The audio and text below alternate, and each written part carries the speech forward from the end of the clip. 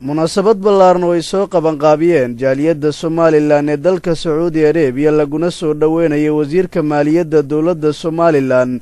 mudane Maxamed Xaashi Cilmi oo booqasho caafimaad ku soo gaaray waddankan Sacuudi Arabiya ayaa lagu qabtay magaalada Riyadh ee caasimadda dalkani. munaasabadani oo ahayd mid si heer sare loo soo agaasimay ayaa waxaa ka soo qayb galay aqoon-yahano, waxgarad, odayaal dhaqameed, dhalinyaro, haween iyo qeybaha kala duwan ee jaaliyadda Somaliland ee ku dhaqan magaalada Riyadh.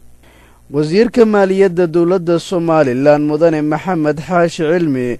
oo halkaasi khudbad dheer ka jeediyay ayaa waxa ugu horreyntii u mahadceliyey dadkii soo qabanqaabiyey iyo kuwii ka soo qayb galay munaasabadani.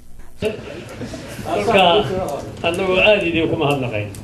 nimankii arrinta soo qabanqaabiya aad ugu mahadnaqaya oo rag iyo dumarba muxuu ahaa idiin mahadnaqaya sida wanaagsan idii soo dhaweyseen iyo sida sharafta leh muxuu ahaa adii ii qabateen. waan jeclaa inaan muddo sii joogo, waxaad yar xusuusantiin inaan caafimaad u imid, aan caafimaadkiina arrintiisii muxuu ahaa ku jiro,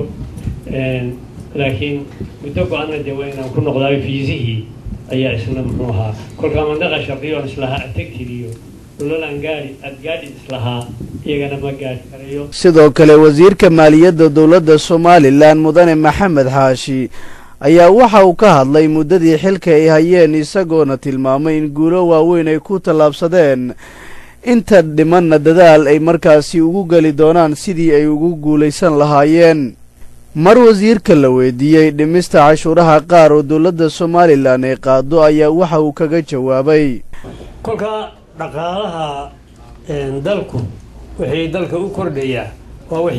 wax dalka u kordhaya oo sida runta waa warshadii shaqaalaha soo baxaya shaqaalahaasi payment rollkii baa nimanka taksiyadaan soo rognayn hore loo qaadi jiray waxaa ka mid ah qofka mushaharkiisa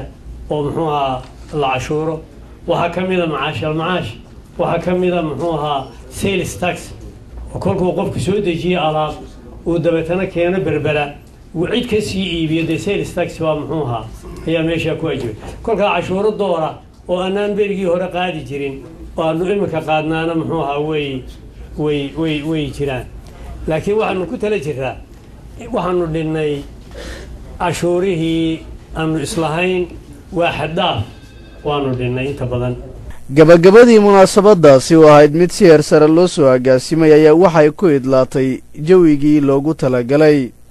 cabdiqaadir cali maxamed qayska Home Cable TV magaalada Riyadh caasimadda dalka boqortooyada Sacuudi Arabiya.